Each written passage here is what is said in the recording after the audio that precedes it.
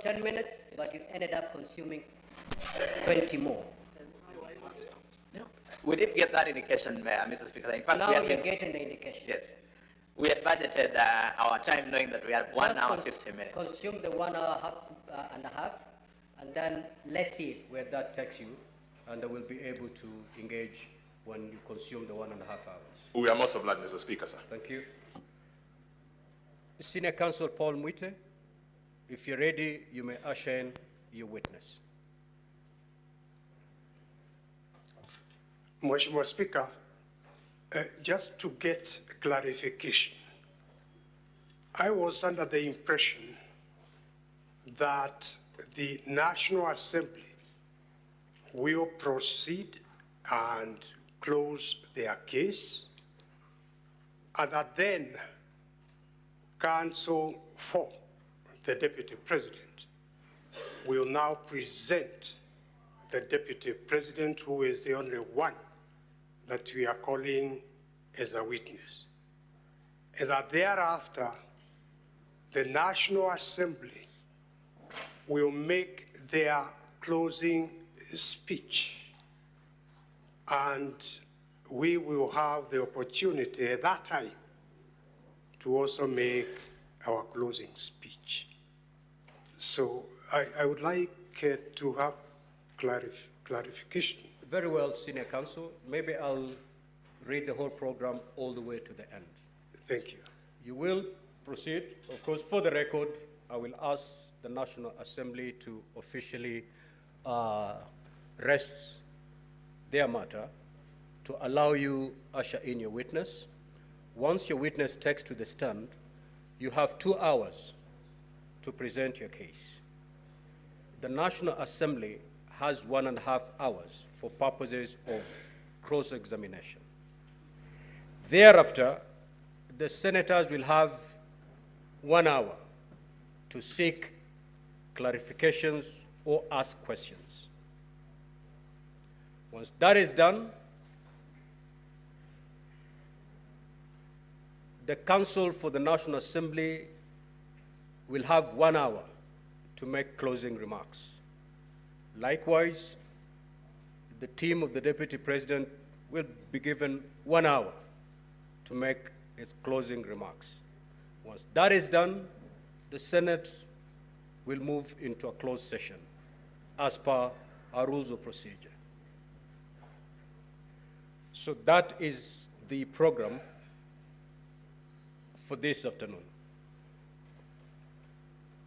I'm now very clear, Mheshimiwa Speaker, and I thank you.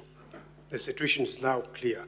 But just before my colleagues on the other side close their case, can I, through Mheshimiwa Speaker, ask whether the National Assembly still wishes to call a witness whose affidavit was filed, the governor of the county government of Nairobi, Johnson Sakaja.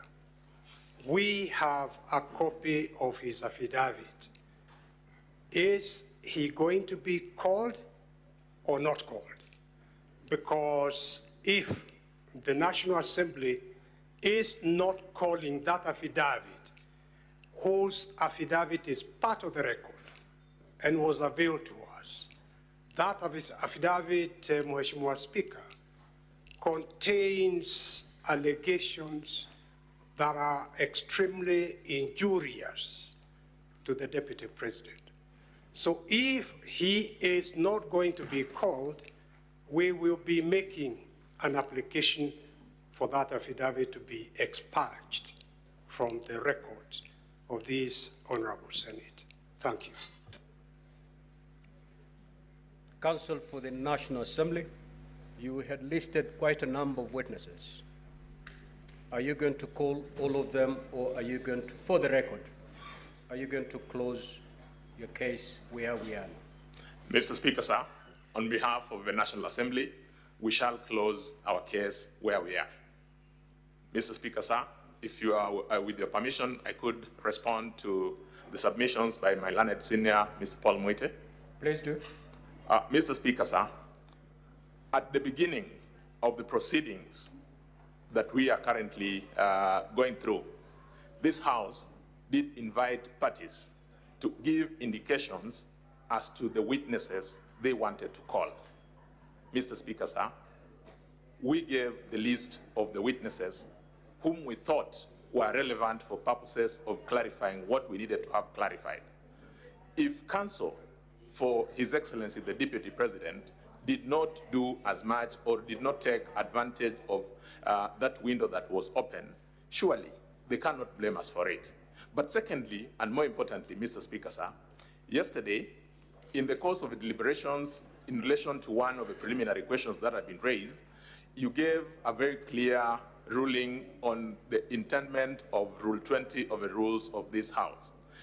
In particular, the understanding was that every material that was forwarded by the Speaker of the National Assembly to this House constituted evidence in support of the allegations that are the subject of inquiry by this House. It then follows that if the application that learned senior counsel, Mr. Paul Mwita, is making were to be looked at in its totality, he is actually making an application to amend or to remove certain aspects of the evidence from the record. Mr. Speaker, sir, that is an issue that you settled and rested yesterday. I don't think it's an issue that is open for re-intervention. Mr. Speaker, sir, it should also suffice to note that even on our side, there are affidavits that form part of the record that came from the National Assembly. In particular, there is an affidavit sworn and which is in favor of His Excellency the Deputy President, an affidavit sworn by the joint executors of the will, that is Mr. Njoroge Rigeru, together with the other executors. It is part of this record. We have not made an application to have it expand. We have an opportunity to deal with it when the time comes. Lastly, Mr. Speaker, sir, the nature of the sittings that this House currently is undertaking is quasi-judicial. It is inquisitorial in nature. If that is to be the correct position, Mr. Speaker, sir, then the rules of evidence as we know it in the court would not necessarily bind the proceedings, because what has been presented is the subject of what the honorable senators are going to investigate. At the end of it, it is not a judgment that they will be giving, it will be a vote. I rest my case, Mr. Speaker, sir. Senior Counsel Paul Mwita. Mheshimiwa Speaker, first and foremost, the affidavits that my colleague, my learned friend, referred to were sworn by the executors of the will of the late brother to the Deputy President. They were filed in the National Assembly, in the proceedings in the National Assemblies. They were never filed here as affidavits of witnesses that we proposed to call. With regard to the affidavit of Governor Sakaja Johnston, it was specifically filed in the Senate, an affidavit of a witness that they intended to call. That affidavit has material injurious to the Deputy President. Mheshimiwa Speaker, we were looking forward to cross-examining Governor Sakaja so as to bring out the truth to assist this Honorable Senate to make a decision. If he is not being called, and in fairness to the Deputy Governor, all that we are asking is that affidavit be expunged, together with the affidavit of Peterson Jomo, who they are not calling now, and also the affidavit of Mercy Wajau, who is not being called. It is not fair to file affidavits containing information allegations injurious to the other party then ask that those affidavits to remain as part of the record without calling them and availing them for cross-examination. So my application is that the 3 affidavits be struck out. Thank you. Mr. Speaker, sir, just for clarity, there's absolutely no new material that was presented after the material that was sent to this House from the National Assembly. For instance, the affidavit by His Excellency Johnson Sakaja is to be found at volume 1 of the documents that have been filed. Maybe counsel for the National Assembly. Let me get it clear. Yes, The Mr. affidavit by the Nairobi governor, was it filed after the proceedings of the National Assembly, or it forms part and parcel of the proceedings that came from the National Assembly? It forms part and parcel of the proceedings that came from the National Assembly. In particular, Mr. Speaker, sir, all those affidavits form what constituted part of what came into through public participation. So just hold in there so that we make progress. Senior counsel, you have indicated that the affidavit by the Honorable Governor for Nairobi did not form part of the documents that emanated from the National Assembly. Now, the position as held by the Council of the National Assembly is to the contrary. These are things we can settle now. Did it come with a bundle of documents from the National Assembly, or it was filed after the Senate was seized of those documents? Mheshimiwa Speaker, I have been corrected by my colleagues. The affidavits where the affidavit by Governor Johnson Sakaja was actually part of the public participation. So it was part of the record of the National So now, yes, let's move to the 2. Yes. Let's move to the 2. Now, have a seat, Senior Counsel. Counsel for the National Assembly. Yes, Mr. Speaker, sir. Yeah, respond to the 2 more affidavits, because the contention from the Council of the Deputy President is that they were filed after the record was received from the National Assembly by the Senate.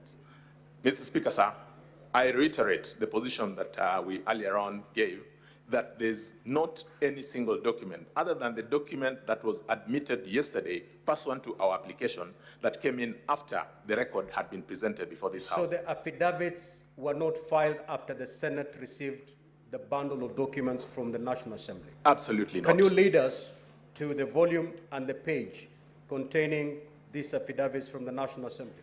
Mr. Speaker, sir, just give me 1 minute to consult with my colleagues here. I identify it, then I bring it. It's not an issue that we had anticipated. Yeah, so that we settle this matter. Most of that. Yeah, let's settle it. It is, Mheshimiwa Speaker, it's only the affidavit of Peterson Jomo that was filed in the Senate. It did not form any part Very well, of the Senior National Counsel. Assembly. So then let's settle that one and we make progress. We need not argue on this matter. Mr. Speaker, sir, I think what happened is that we skipped the opportunity to identify the documents from both sides of what had been filed. The documents that we filed yesterday has a volume 8. That is the document that contains the affidavit of Peterson Jomo. So it is that affidavit, if you go to the Senior Counsel, it is that affidavit that they're looking forward to cross-examining the deponent. Now that you've closed your case, the argument from the Council of the Deputy President is, how then are we going to test the truth of those averments? What say you on that? Mr. Speaker, sir, I did give an indication that, number 1, at the commencement of these proceedings, any party who wanted to cross-examine any of the deponents of any of the documents had an opportunity upon your invitation to invite such parties to appear before them. If our counterparts appearing for His Excellency the Deputy President did not find it appropriate to call that witness at that point in time, they cannot now hold us to say that you had said you'd call this person, you will not call them. Because the person we were to call was for purposes of clarifying what we thought was important for us. Now, this being an inquisitorial proceeding, a quasi-judicial proceeding, Mr. Speaker, sir, I think it would be a stretch to expect that if we didn't call or if we didn't avail any of the witnesses that were mentioned in any of the affidavits, then as of necessity that follows that that record or that affidavit needs to be expanded. That's what I was saying. Pursuant to your ruling yesterday, that is evidence and material that was presented yesterday. It forms part of your record. Now, before I give my way forward, Senator for Nairobi City.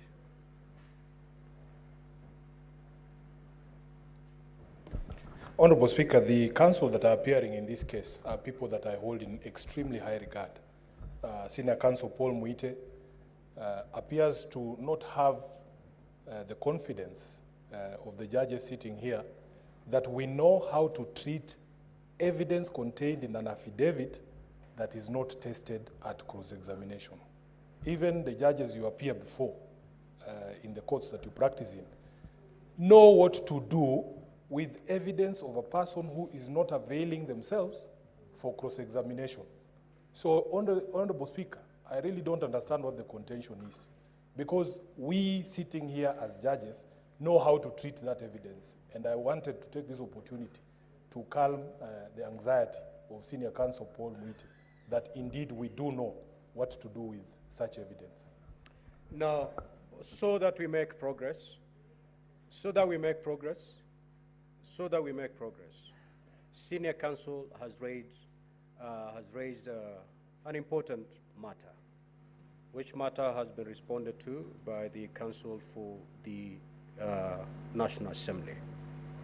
Now, honorable senators, there is an affidavit sworn by one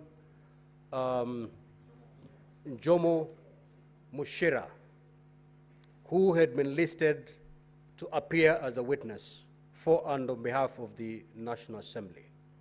The National Assembly has closed its case without calling that particular witness, and yet there's an affidavit that the counsel for the Deputy President will not have an opportunity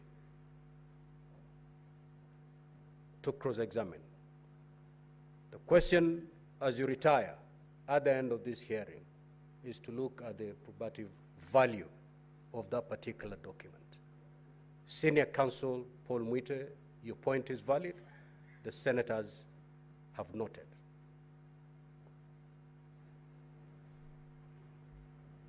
Because this is an important, very important institution with a judicial function, court of record, permit me to put on record that there is a slight distinction between counsel and the client. I have absolute full faith in honorable senators, including my friend, the senator for Nairobi, but I am carrying out instructions of my client. Yeah, so I've given direction on this particular matter. Let us move forward.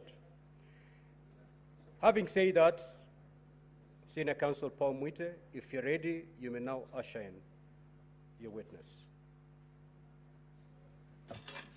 Mheshimiwa Speaker, we are anxiously waiting for the Deputy President. My colleagues can stand here, can stand in. For me, let me make inquiries and find out where he's held up.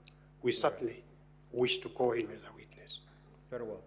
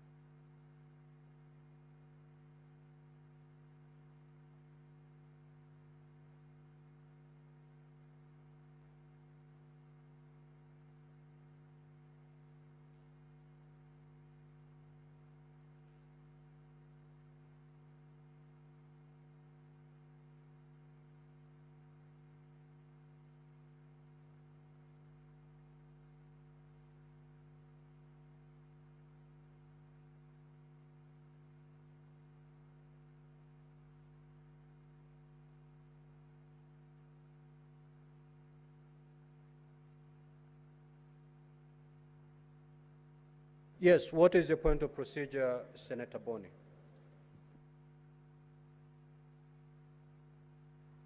Unprecedented, to the extent that when we stand down business in this House, it normally arises from a communication from the chair that you're temporarily, for a specific time, suspending the proceedings.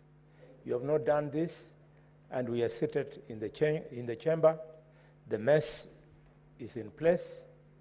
I do not know whether we want this to be the new standard, Mr. Speaker. Could you guide us? We have no idea how long we're going to wait. And time is running, Mr. Speaker.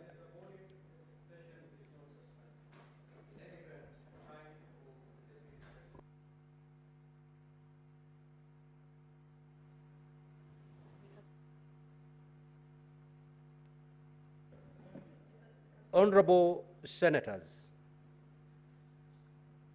at the rise of the House at 1:15, I made it clear that upon resumption, the Deputy President was going to take the stand. We came in here, I communicated the program for the afternoon, and I said we're going to execute it with military precision, owing to the fact that we need to conclude business today. Senior Counsel Paul Mwite indicated that he cannot get hold of his client. That is not the concern of this House. So time is running.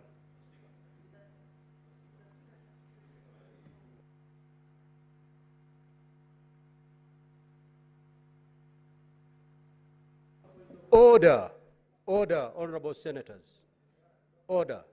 The floor is available to the Deputy President and no other senator or no other enemy.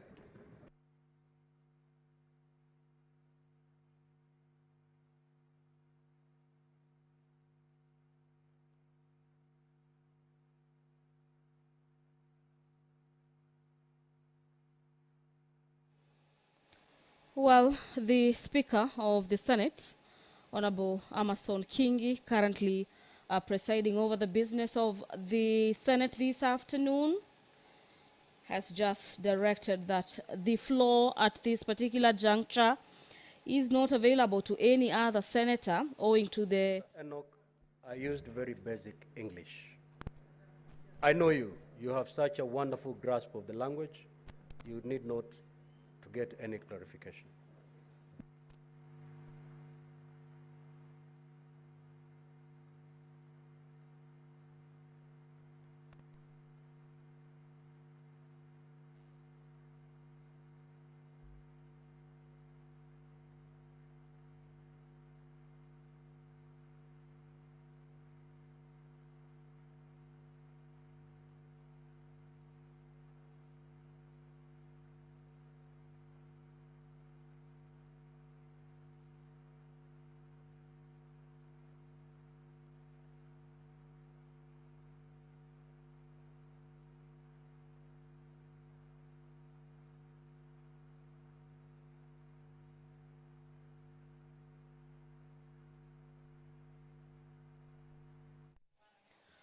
It is exactly 15:04 p.m. this afternoon, being the 17th day of October 2024.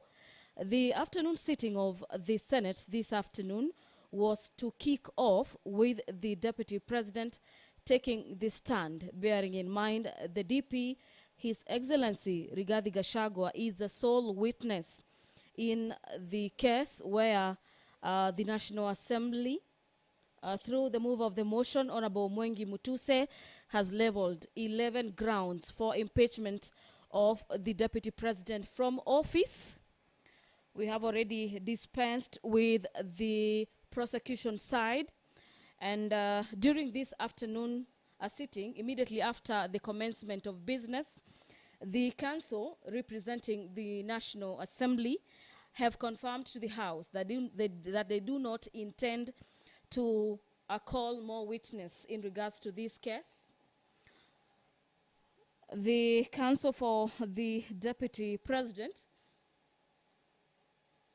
had requested the House through the Speaker that any evidence where the witnesses are not appearing be expunged from the record.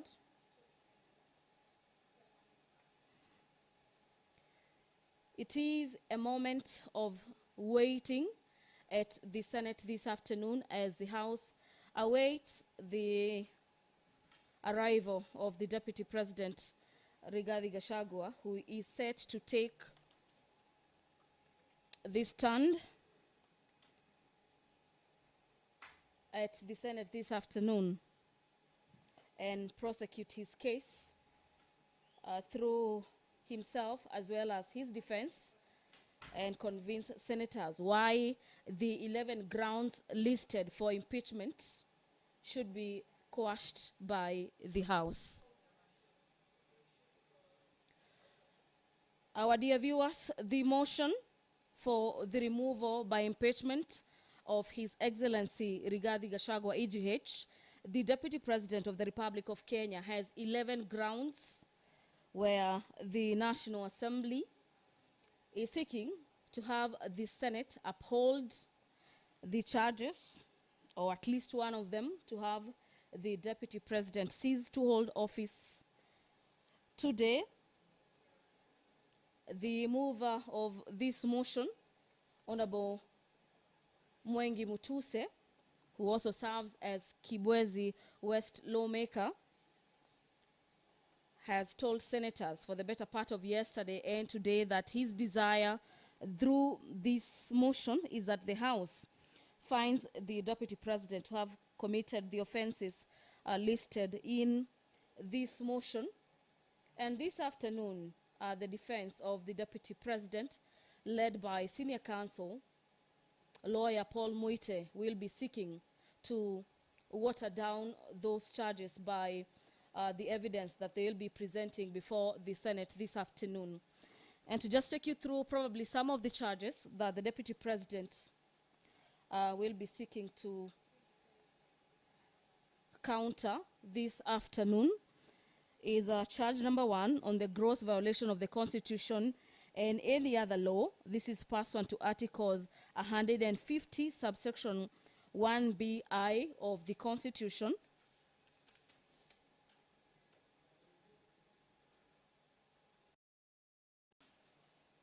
Charge number 2 in the impeachment motion by Honorable Member for Kibwezi West. The Honorable Member alleges in his motion that there is gross violation of Articles 147 subsection 1 and 152 subsection 1 of the Constitution, where the Deputy President is being accused of undermining the presidency. Under Article 147 subsection 1 of the Constitution, the Deputy President is the principal assistant of the President and shall deputize the President in the execution of President's function.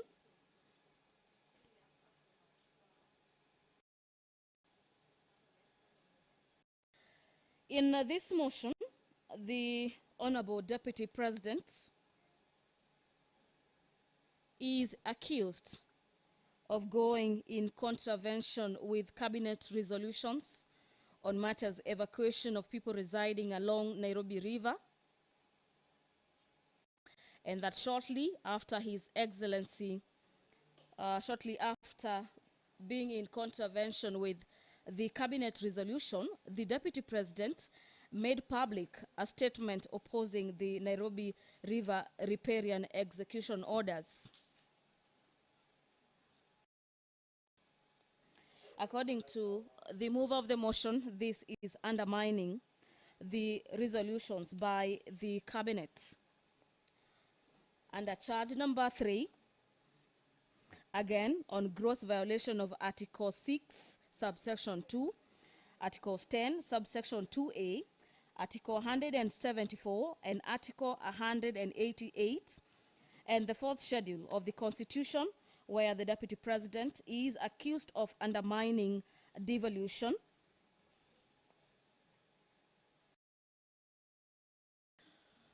The mover of the motion in his motion states that on the 20th of September 2024, His Excellency Rigathi Gachagua, recklessly and mindful of the high calling and dignified status of the office of the Deputy President, unlawfully interfered with the running of the Nairobi County government by holding a public rally in which he incited citizens against lawful directives by the Nairobi City County government on the planning and relocation of markets.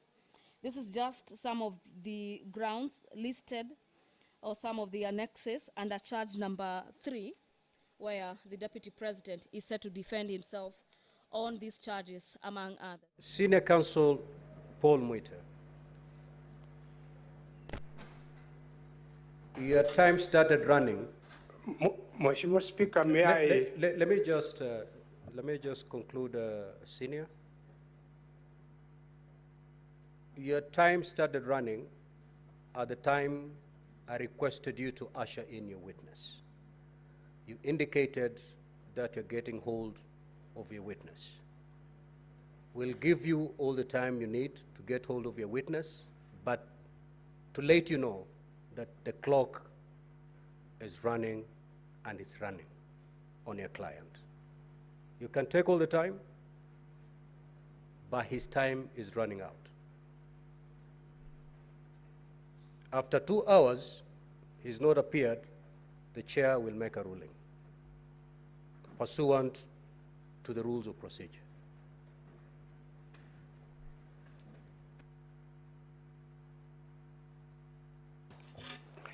Mheshimiwa Speaker, may I start first and foremost by expressing apologies and regrets that the Deputy President is not here, and by not being here, the inconvenience and delay caused to Mheshimiwa Speaker and to honorable senators.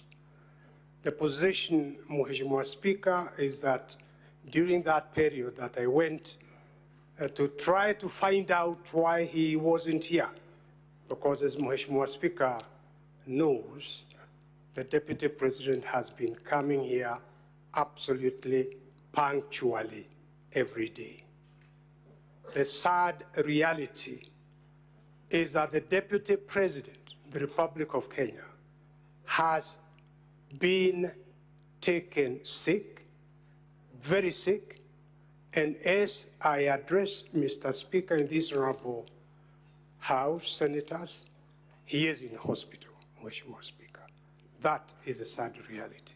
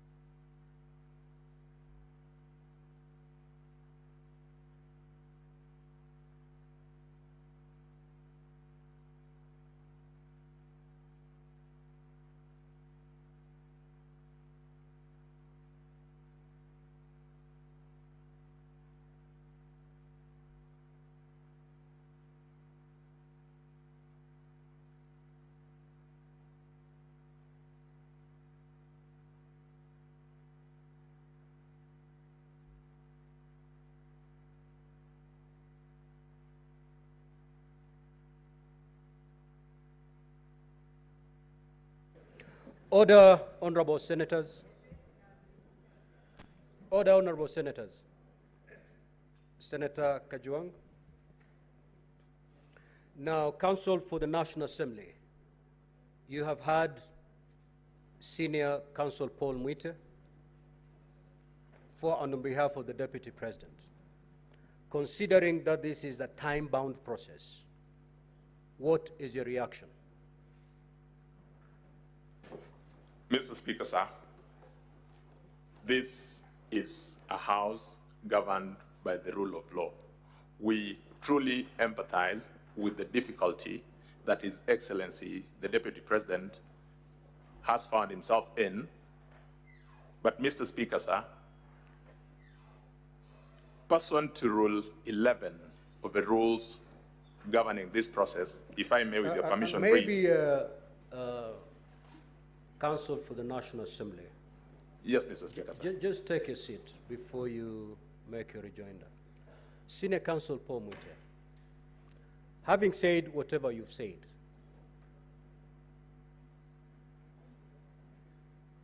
what is your proposed way forward so that a reaction can be put from the National Assembly? Are you telling us we wait until your client gets here? What is your proposed way forward?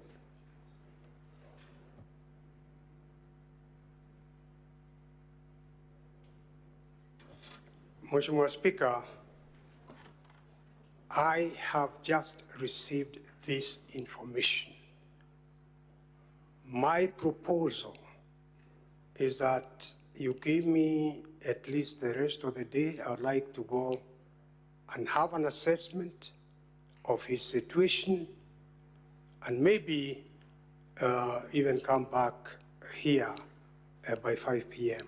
Right now, I would like to make an informed sort of situation after I see the Deputy President and I see the doctor, Mheshimiwa Speaker, at least an hour or two. Yes, thank you. Very well. Counsel for the National Assembly. Mr. Speaker, sir, having very keenly listened to my learned senior colleague, Paul Muite, Senior Counsel, it puts us in a bit of a difficulty because whereas we may want to empathize with the situation, there appears to be no indication from their end as to a specific proposal. Mr. Speaker, sir, this being a House governed by rules, and this process being a time-bound process, I will draw your attention to Rule 11 of the rules of this, this House. If I may read, Mr. Speaker, sir, that where the National Assembly or the President chooses not to appear before the Senate, that fact shall be put on record and the Senate shall proceed with its investigation without further reference to the National Assembly or the President. But the Senate may, for exceptional reasons to be recorded, permit a later appearance before the Senate by the National Assembly or the President. Mr. Speaker, sir, I think this rule would give us guidance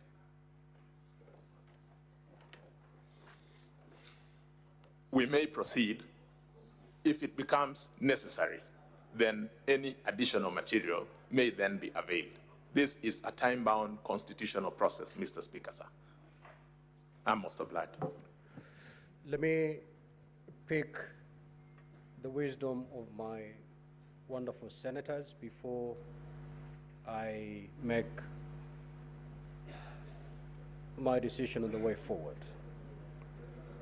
Now, I understand that all of you are wise men and women. Speaker, can I just say a word? Yes. I've heard what Senior Counsel Paul Muite has said. And, Mr. Speaker, you have made it quite clear that these proceedings are time-bound. It's not so much about the situation in which His Excellency the Vice President finds himself. It's about the Senate complying with the provisions of the Constitution. That within that time frame, you must make a decision. Reading the standing orders that my learned friend, Mr. Rick Gumbo, has referred to, it would be useful to this House if Senior Counsel Paul Muite could probably give us a way forward in terms of the time limitation that the Senate has. I'm saying this because we don't want somebody to say that the Deputy President was not given an opportunity to be heard. I think the Senate will want him to be heard. But knowing the time limitation, what suggestions does the Senior Counsel have to ensure that we keep within the time parameters? At the same time, the Deputy President is given his space to defend himself. So we have two sides. We have the minority side and the majority side. I will only allow the two leaders to speak. If you need to consult in the next 1 minute,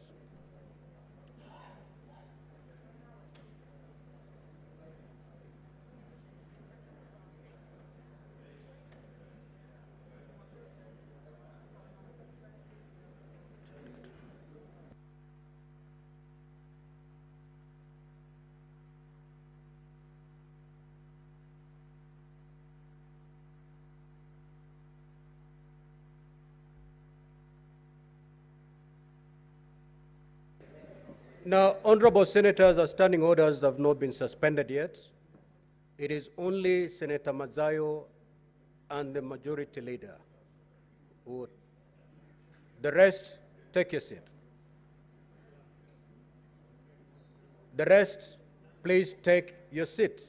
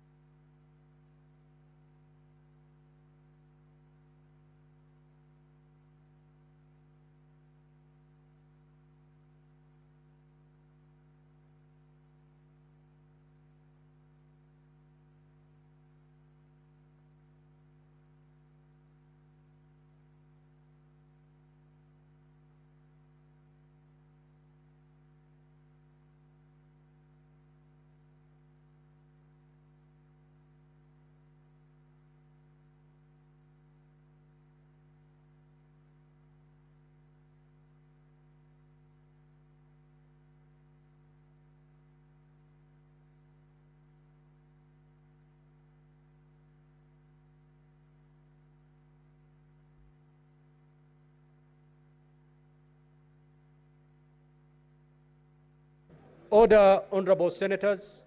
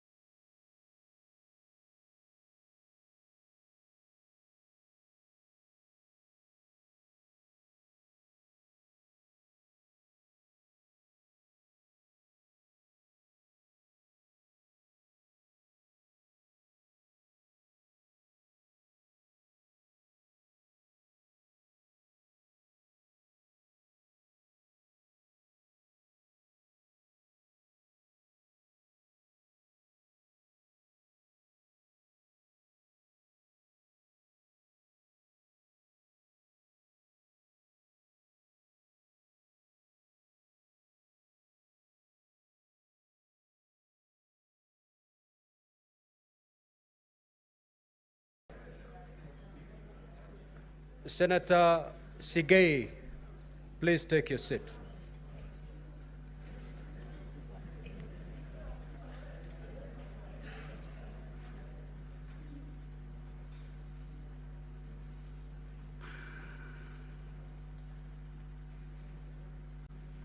Now, honorable senators, we are facing a very unprecedented situation. At the rise of this House at 1:15, I indicated that upon resumption, we were going to hear the Deputy President. Upon resumption, Senior Counsel Paul Mwite, for and on behalf of the Deputy President, when I asked him to usher in the Deputy President for purposes of presenting him to give his evidence in chief, the Senior Counsel indicated that even he was unaware of the whereabouts of his client, and he asked for a few minutes to go fetch him, wherever he was.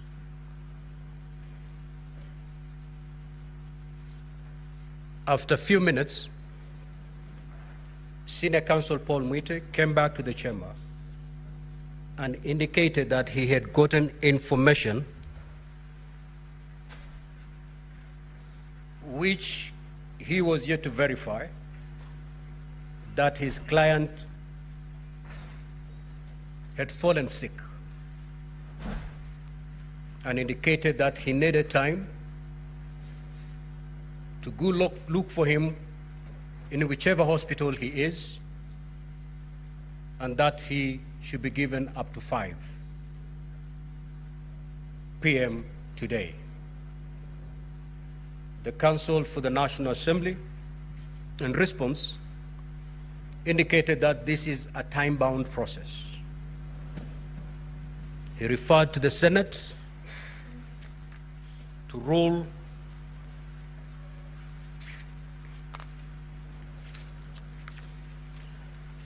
Rule 11 of our Rules of Procedure, that where the Deputy President fails to appear, the Senate can actually proceed, or for exceptional reasons to be recorded, permit a later appearance before the Senate of the Deputy President. Having considered the two sides,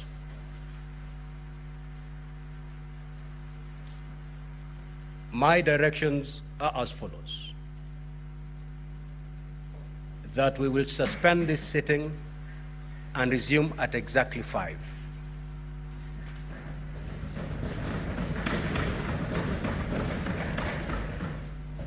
So the Deputy President, we expect the Deputy President then to take the witness stand at 5. This is a time-bound process, unfortunately. It is so ordered.